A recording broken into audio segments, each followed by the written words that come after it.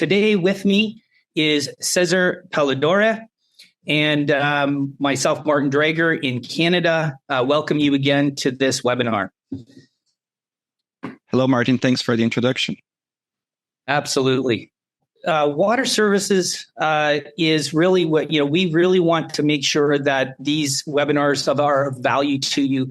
So we hope one of our goals is to provide you with the foundation and knowledge to kickstart your digital transformation journey. As well, we like to explore common challenges, elaborate on best practices so that when you're developing your approaches or improving your existing data management projects, you have some foundation and some understanding on best practices. So a bit about us. So we are a multi-disciplinary team of professionals with specialty in hydrogeology. We have geotechnical experts, extremely proficient numerical modeling experts, geochemists, and data management experts on the team. And we have been, since 2018, providing support to primarily mines, but also in food and beverage industries, our services as it pertains to water resources management. As mentioned, the company was founded in 2018 by Dr. Nilsen Giger, who you may know the name, world recognized for software development and authoring Visual Mod Flow, FlowNet Trans, FlowPath, Airflow SVE, to name a few, and also authored HydroGeoAnalyst, which you'll see later in the presentation we actually utilize still today as a very powerful tool. As we expanded through Brazil, we quickly realized there was a need for our services in around the world. So we opened an office in Kazakhstan, and then just this year where I'm located in Canada, all getting closer to the mining operations so we can understand what it is they're challenged with and how we can help.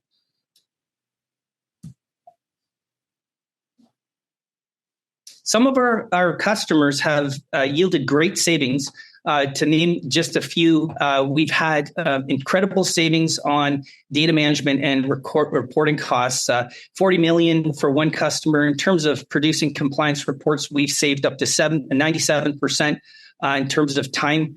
And we've even helped some of our dewatering projects save up to $120 million in terms of optimization of dewatering projects. And again, we do focus on mining, but we do service other sectors as well. But for this particular webinar, we're going to focus our discussion around mining. In mining, we offer extremely specialized services in hydrogeology, hydrology, hydrogeotechnical, aqueous geochemistry, and we perform water audits to help our customers really gain a deeper understanding of their subsurface environment, how groundwater flows, water supply, how if there's too much water, how we get rid of that water, and if there's not enough, where we can find new water supplies.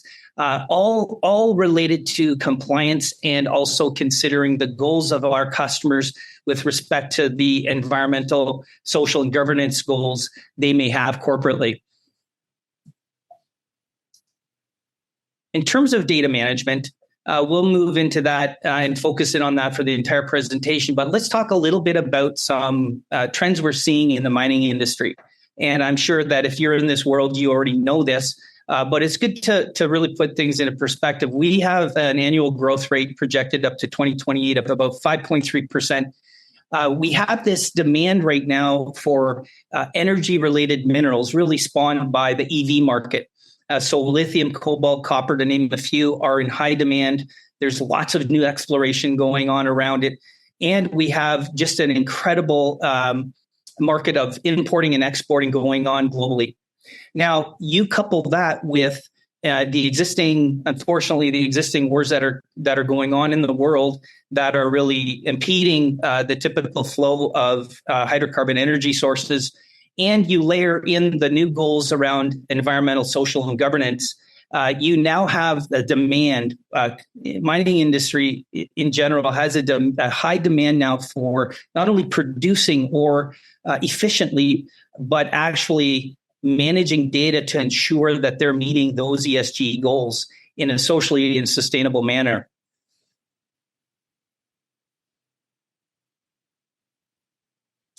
So some trends that we're seeing, and they support the idea of taking control of your data and what kind of data. So the sustainability and environmental responsibility is really growing. It's been around for a while, but now there's a real growth happening, and every part of environmental and social responsibility depends on environmental and water data.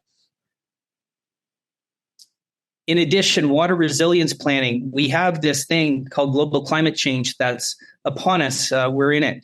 And mines now are looking for ways to look at the extremes. If there's too much, way too much water or way too little water, how does that impact the mine? And how do mines change their operations or improve their operations to mitigate those climate type risks? Of course, you need environmental and water data to really understand that. Regulatory compliance continually changes, whether it's at a micro site specific or more regional based. We're always adapting to new regulatory compliances as new sciences are showing us different concentration levels and the impacts they may have. So mines now have to be adaptive more quickly than ever before. And again, environmental and water data will be fundamental to those decisions.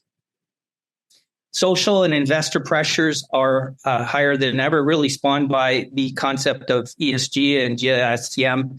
And really the drive continues to grow. Again, environmental data and water data critical to exposing to investors and the public that they're doing things in a socially and environmentally responsible way. And another trend that we're seeing in terms of its relationship to environmental and water data, intelligent mining and automation have become really, really important, basically because we've got an overburden or a new layer of needs from compliance. Now mines have to be smarter in how they deliver their projects, not only in terms of ore production, but also how they communicate to the public and how they actually produce. So if you look here, 81% of mines stated that data management is of high or critical, and I'll repeat, critical importance to their organization. So we see that out of 704 mines that were interviewed in this particular survey, there is definitely a strong interest in environmental data management, and that's why we're here today.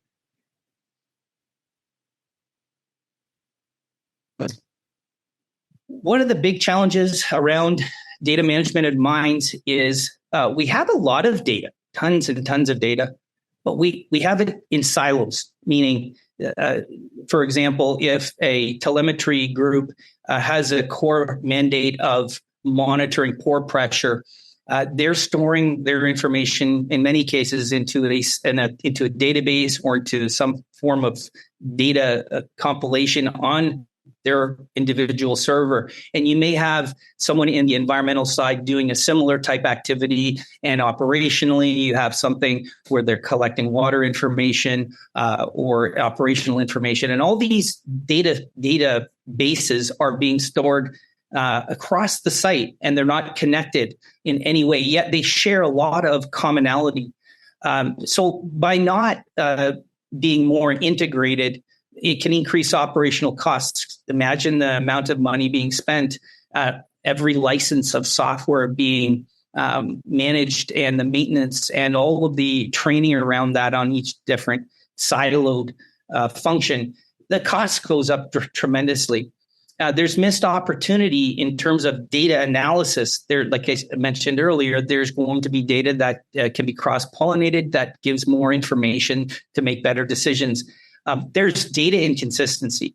There are limited data accessibility, reduced data quality, security risks, and compliance challenges. And of course, because ESG really touches on virtually every part of a mining operation, we're missing all that information when we're in siloed. So of mining industry's respondents, 56 plan on developing a comprehensive data management framework in the next 3 years. That's a majority of mines that are moving into this position. So better data equals greater performance. And here's the proof. There was this survey done, 92%. Remember that mining companies that gathered analyzed and used data on a daily basis accounted for 92% of the top quartile performers. So the better you're using, the better data you have, the greater the performance is what this study is saying. And it's quite obvious. If you have more information and better information readily available in an organized manner, you have a much more appropriate way of making those decisions. So you're reducing your overall cost of ownership when you're operating in a centralized framework. You're improving the response times in case of an emergency. You've got more operational insights across all the functional areas. And that, again, relates to the ESG and compliance reporting. And, of course, reduced duplication efforts speaks volumes in terms of cost and the potential errors that can be, that can contribute to bad decisions. So better data equals greater performance.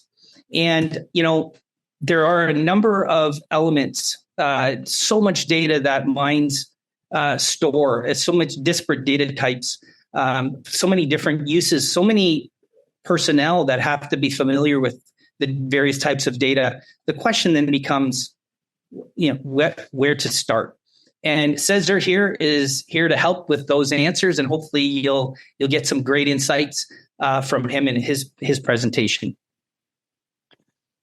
Thanks, Martin. So throughout my presentation, I will try to answer this question, where to start, and show what we have been doing successfully with our clients. So first, I'd like to show this image of a mining site, and I want to think of where the data, the environmental data, comes from in different areas of this mine.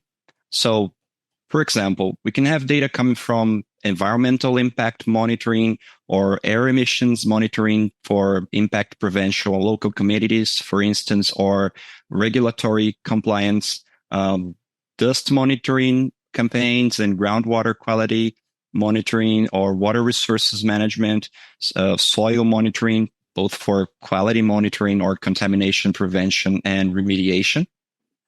So these are some of the areas that create enviro data in a mine.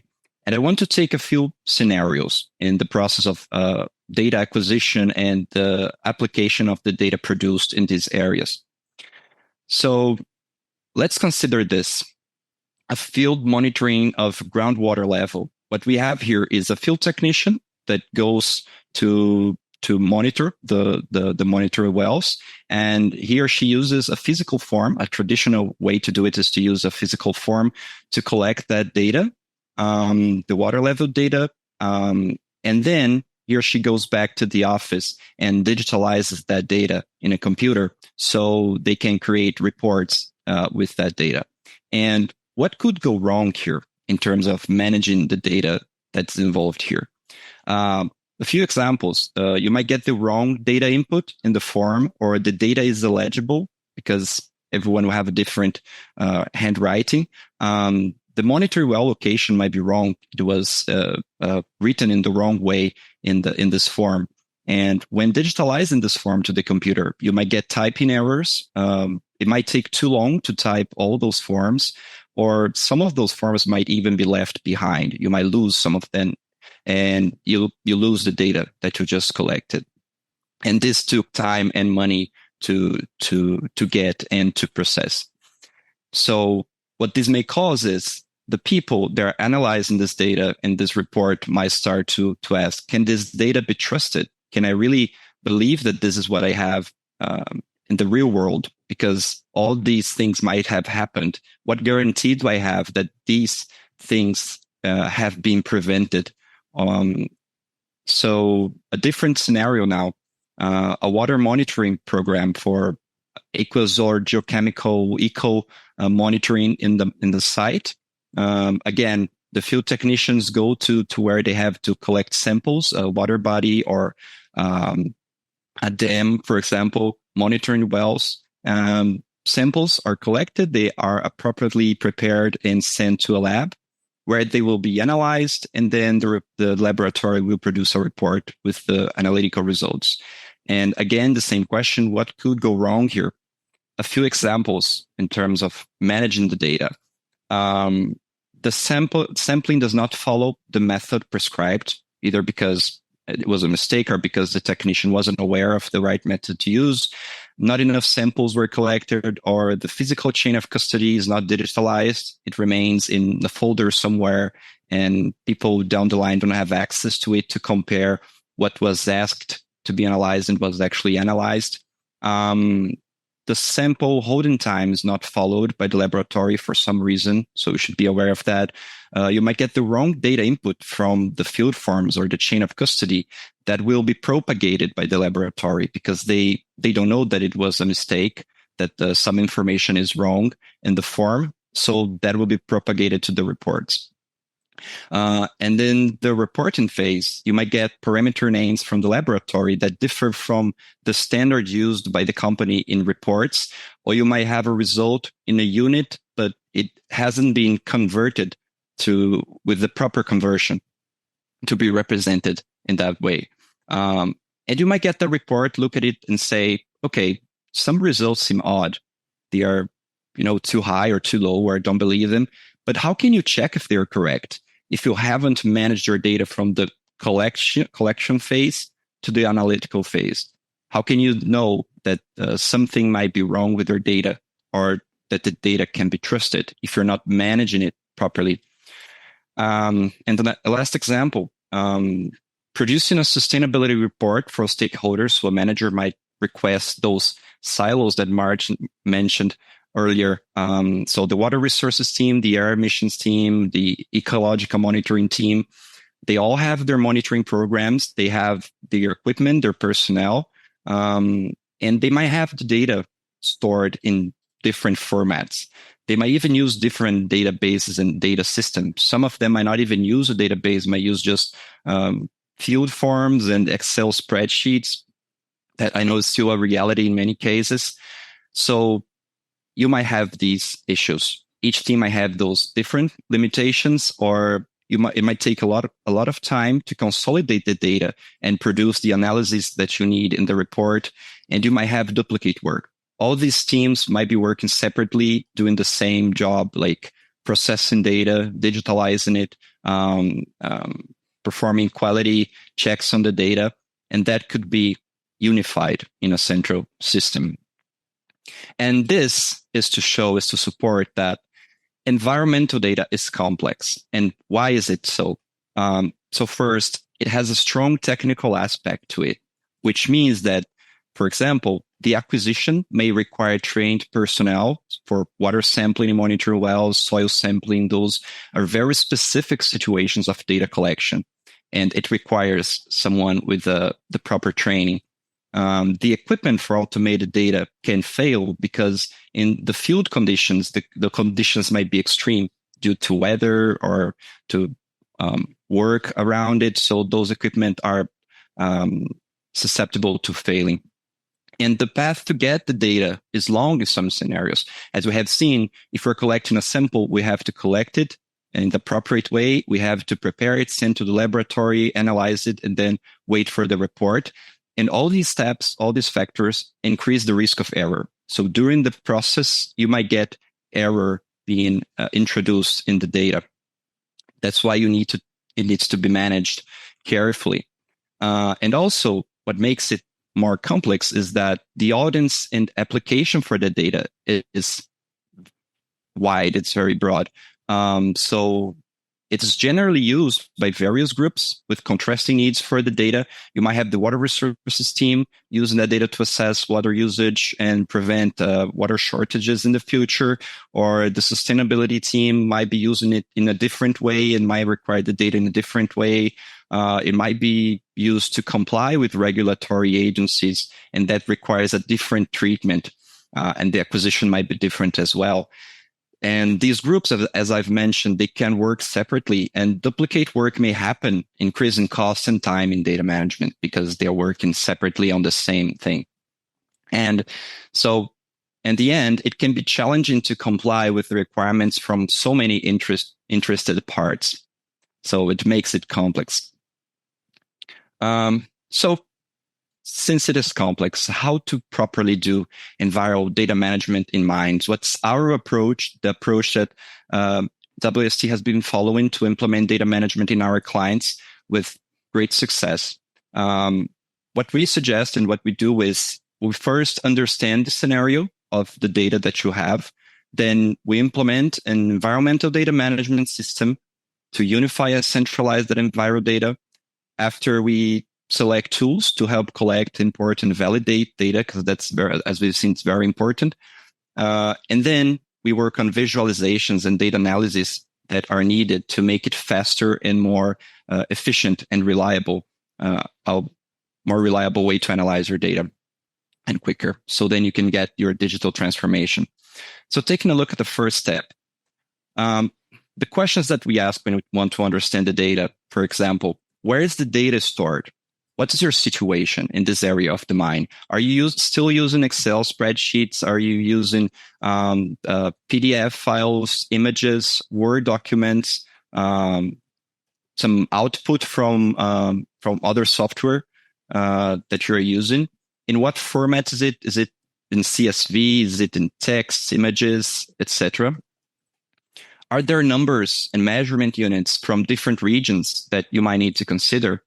Is there dirty data? You know, those files that are in the folder and you can't really make reports out of them because they are images or there's a lot of handwriting and you can't easily transform them in something, in a report, in charts, and analyze it in a time series, for example. What visualizations are usually requested? What types of graphs do you need to make? What KPIs do you need to meet and to present to stakeholders? And then, are there naming conventions? Do you have a standard for naming monitoring stations or parameters or matrices or other standard information in your system or in your data source, let's say so? Okay, so after we understand this and we understand the reality of our client or a mine, we have to implement an environmental data management system. And how we do that, we take that raw data in various formats and we use tools to turn it into tabular data. And for what tools do we use? We can use Python or other programming languages to automate that workflow, to transform files from one format to another, to read tables from PDFs, for example. Even Excel can be used for some simple tasks in transforming data. We can use AI to classify large data sets, to separate files, to read images, and to work with them in a tabular form, or OCR technologies to take manuscripts and things that are handwritten to a table and to digitalize them. Even images can be transformed. And after we have that data and we understand the data, we do the database modeling adapted to the client needs. And this is very important because as we've seen, mines have different areas with environmental data and they might be very different. So we have to model a database that's able to store all those different types of data in a way that's easy to reach and easy to maintain. So that's why it's important to model this database carefully. And after we have the database, we use a tool. Other tools can be used, but we really appreciate this one and think it's very powerful. We use a tool to manage this database and to implement this data management system. The tool that we believe is a powerful solution is HydroGeoAnalyst from Waterloo Hydrogeologic. It's a very solid software that we have successfully implemented in our clients. So it is a database interface designed for environmental data. And it has a flexible structure, which can be adapted to store different types of data and can be reshaped in the future. It allows integrations with other data sources. And this is very important because as we've seen, some people might already be using a system and they would like to keep it there. But with AGA, we can connect those different data sources and bring all the data to a common place where it can be accessed.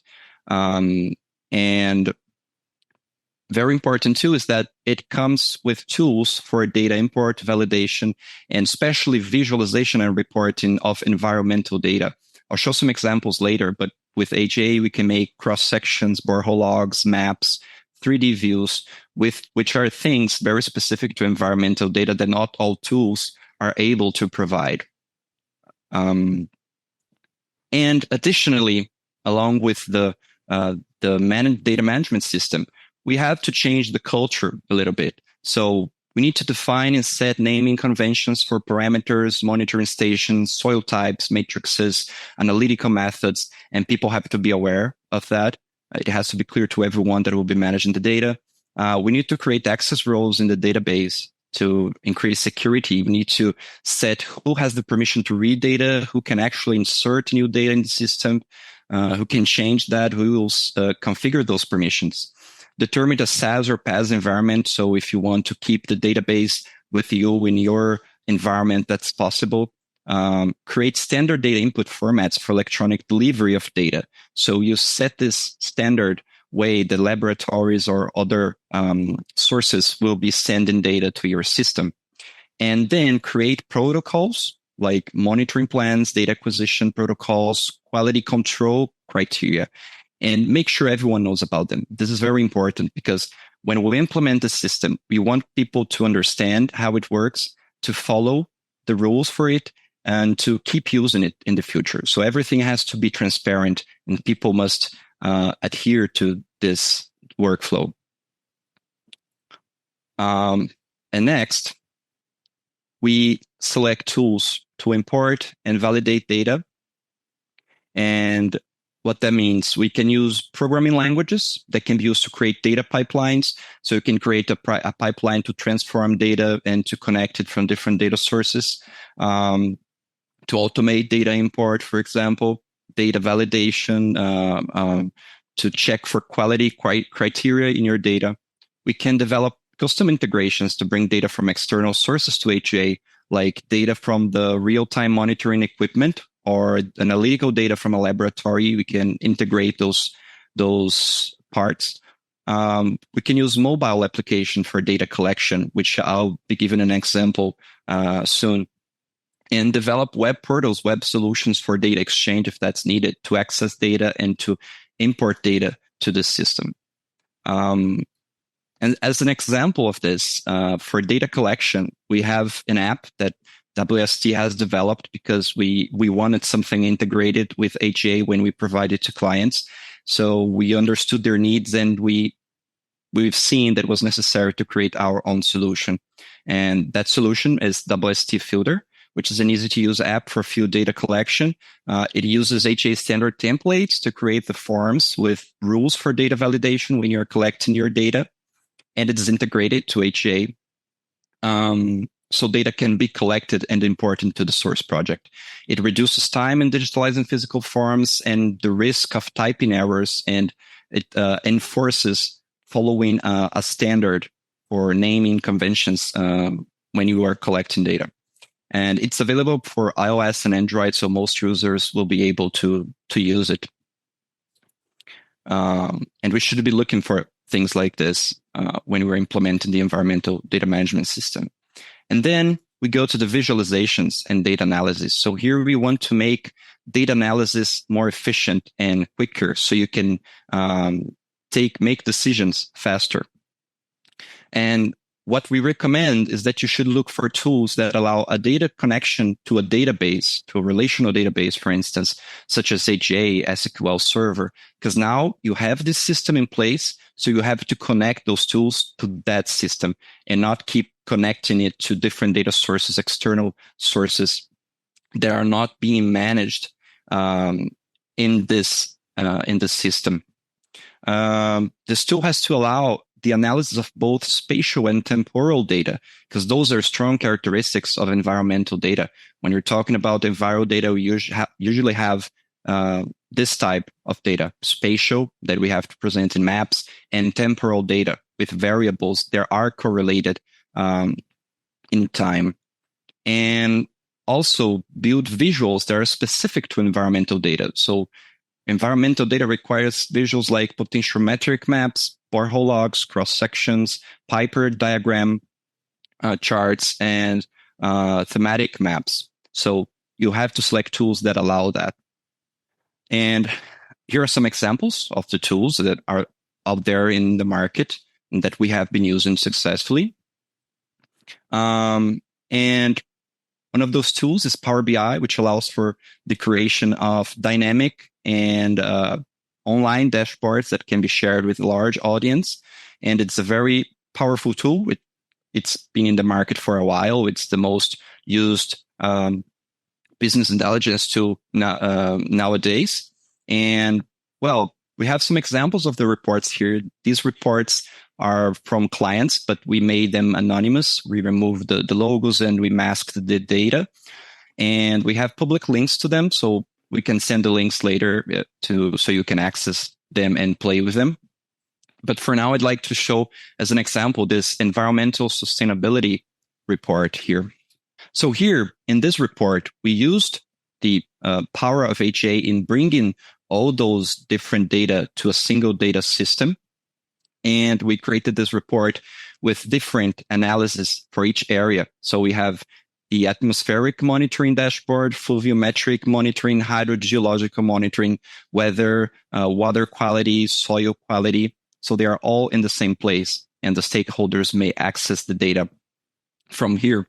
So taking a look at the first dashboard in the atmospheric monitoring, we have data for opacity monitoring here, air quality monitoring, visuals, and noise monitoring. So here we can see some KPIs, some useful information. We have a time series plot with the average of values measured for total particulate matter, and also the regulatory limit that can be compared. So here you can easily see if your data is complying with the regulatory frameworks and agencies. And also something that's really good about this is it is connected to the database and it's dynamically updated. So when you have new data come into the database, you can just refresh the dashboard and get the latest information here with one click, literally. And this is very powerful. These dashboards are customized, so we make them different for every client. So if they need a different solution, a different visual that we don't have, we can create that. We can design them. So I think this gives an example of what we could do in terms of data analysis. Now I'll go back to the presentation. We have reports on quality assurance and quality control, monitoring plan management, water quality report. So different scenarios. It's possible to do all those dashboards. Okay. So another example, when I was talking about specific visuals, HA has powerful tools for that. So, for example, you can make cross sections in HA once you create a template and you set the standard for the soil types and the graphics you want to use. You can just update it easily. It's prepared, and you can create these cross sections for in any project that you have, as long as you have soil data and information. You can also make 3D visualizations. You can plot the boreholes in this visualization. You can plot the cross sections and view them connected in a fence diagram in 3D. Create concentration plumes based on your quality data for concentrations of parameters. And yeah, it's also easy to use this. You can export these files, these visuals in different formats like images, PDF, and you can also record a scenario of this visualization, changing some parameters, and you can make a recording out of this. And another example, you can make borehole logs, and you can attach some charts, some useful information on the side, and it's fully customizable. So this is what I mean with a tool that has to allow a specific analysis and specific visuals that Enviro data requires. So you need to choose a tool with these capabilities. And it might not be just one tool, but a set of tools, as long as they have the solutions that you need. And finally, when we're talking about water balance, we also need to choose the appropriate tools for that. And now we have a powerful one in the market, which is Visual Water Balance, a software developed by WST, because we couldn't find a good solution good enough in the market. So if you have water data and you need to do water balance in your mine, this is a great tool to do that. And it's something that other tools are not able to provide. We've seen clients doing it with Excel spreadsheets or even adapting Power BI to it, but it doesn't really fit what they need in terms of water balance. So this tool is prepared to do that. So these are a few examples. And okay, so once we finish this workflow, you actually get the benefits and the digital insights of this process. With this system in place, the benefits you can get are not limited to, but for example, have a validated and reliable data ready for analysis, because you're managing your data in a single place with rules and protocols, and you're validating it. You're using tools to collect that data. You reduce the lag between obtaining and reporting the data, so you can act faster on it. You get control of your data and reduce the time with repetitive work. You connect those teams, so all this work can be automated in the system. We get a comprehensive view of the environmental data in the mine, because you can connect those different areas that I've shown earlier. You can connect the data from those areas to test hypotheses that were not easy to test before, and support decision making. And finally, you maximize your investment in data. I like to say that if you have data that you use money to collect, you invested money to collect, to process, and to analyze, and then you cannot trust the analysis, or it's not reliable, then you're kind of wasting money. You need data that you can actually use and rely and support you in making decisions. And to finish, to prove that this works and that we have successfully implemented this workflow in clients, I have some success stories here. So the first one is Vale, which is the largest mining company in Brazil. We had a 5-year contract to implement an integrated data management solution in Vale. More than 30 projects for Vale's operational units were created in HGA, and they're constantly updated, and they are being used to this date. For each unit, a rollout procedure was performed when we analyzed historical data, consolidated it, standardized the data, performed validation and quality checks, and then we imported to HGA, so then it could be managed in the system. And now they use HGA for visualizations, like the ones I've shown before. So to create use queries to retrieve data from the database, well profile templates, maps, 3D plumes, and also dynamic reports based on Power BI and Excel files with plots, time series, maps, tables, summary tables, everything they might need. We also developed integrations to connect HGA, the HGA's database with external data sources. That's possible. And now HGA works as the data source for visual water balance in Vale. So they use this system, this integrated system, to concentrate the water-related data they have, the water monitoring data, and it feeds visual water balance. So you can see how things are connected and are working together. Another example is a project we had with Peñoles, which is a sodium sulfate brine extraction site in Mexico. We implemented a data management system and performed geochemical studies.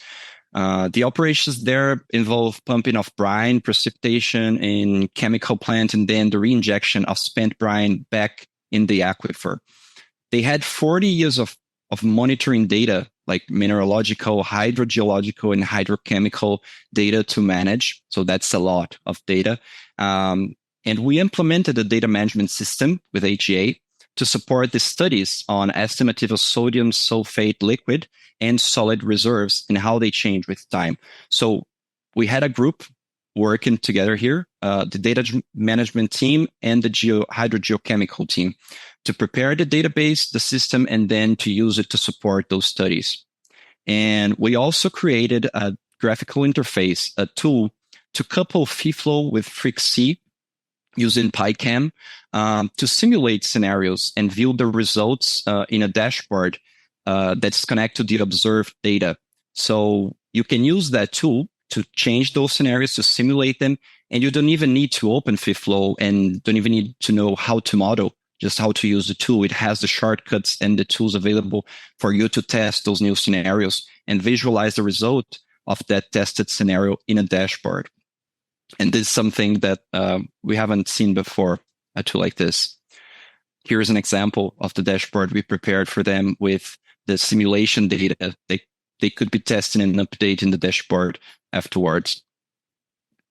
And finally, very interesting case that we had is that we worked with an environmental agency from Brazil just to show that we have both experience with the private sector and the government agency sector.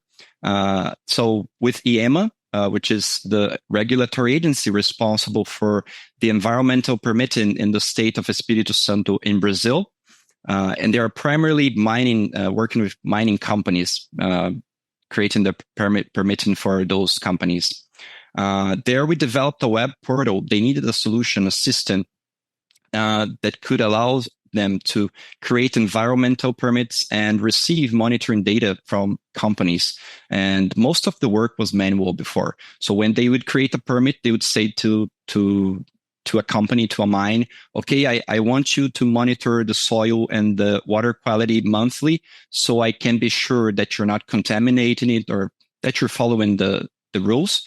And that was mostly manual. They would get PDFs with the monitoring data, Excel spreadsheets, and people had to work with them manually to analyze if things were okay. So we replaced the existing manual work with a comprehensive data management and reporting workflow. So now they have this web portal in place connected to HA where the data is managed, and also some automated solutions to create the reports that they needed. And we developed custom dashboards and those automated tools to analyze the permits. Here's an example of a dashboard we created for them and a quote from a department coordinator. They told us that it took them nearly a month to analyze the monitoring data from a single company, from a single mine. And now they expect it to take only a few days with this system in place. So that's a great improvement here. And I think that's all for me. I think it's become clear why environmental data is complex and why it's so important to manage it in the appropriate way and to show that we have a solution for that. We know how to implement this solution. So thank you all very much for your presence here. I hope you enjoyed the presentation.